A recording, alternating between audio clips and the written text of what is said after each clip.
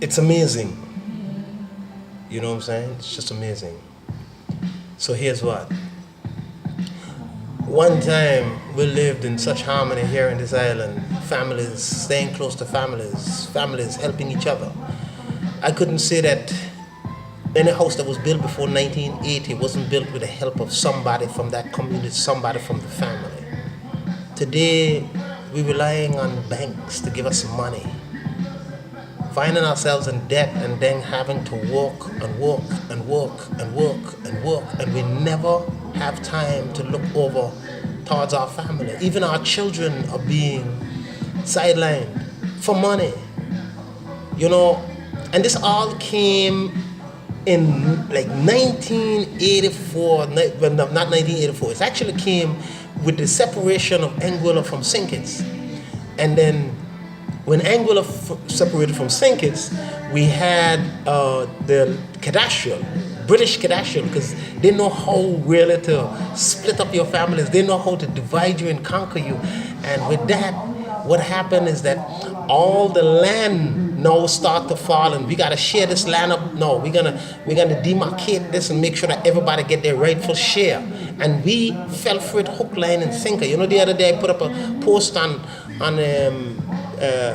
Facebook, talked about the rat trap. A rat trap is called a rat trap because it's something too good to be true that traps you. You know, it kills the rat because the rat really believes the cheese is there for him. And the cheese is not there to help him, the cheese is there to trap him. So we got trapped in this individualistic concept of life where I want what I want mines, and families will go up against each other. Fathers go up against their fathers, fighting against their siblings, fighting for land. And then the relationships get so strained that now they don't want to live around their family. They're telling their children not to associate with this person in their family. And we just can't even see where this is heading. We can't even see where it's heading. Well, I would advocate social engineering and social architecture which is intended on actually building houses to accommodate more than one generation. This is the way we build wealth. If you really want to build wealth, you build wealth as a group.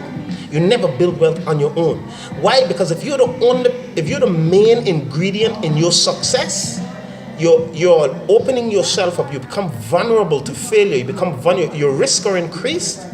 Everything. And we can see that right now in Angola, in this crisis that we're in, that we have fallen to the extent where now not one person is vulnerable, not one family is vulnerable, but everybody is vulnerable. A lot of individuals is vulnerable. Individuals are losing property that their family has had for generations. We were one of those islands in the Caribbean who had property. We owned our property. And now the banks have our property, and the way we're going to get back to where we were is through this crisis, because we're going to be forced to rely on each other.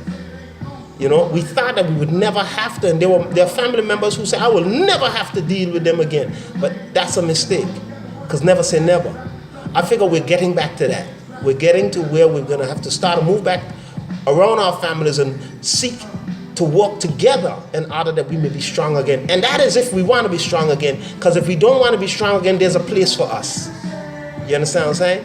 When you don't want to be strong again, those who come in and work in families like Oriental traders here on this island, you see what families are doing for them. They're taking over our island because we have become weak. No one could take over Angola before we decided to go to this individualistic concept of life. But now we're vulnerable.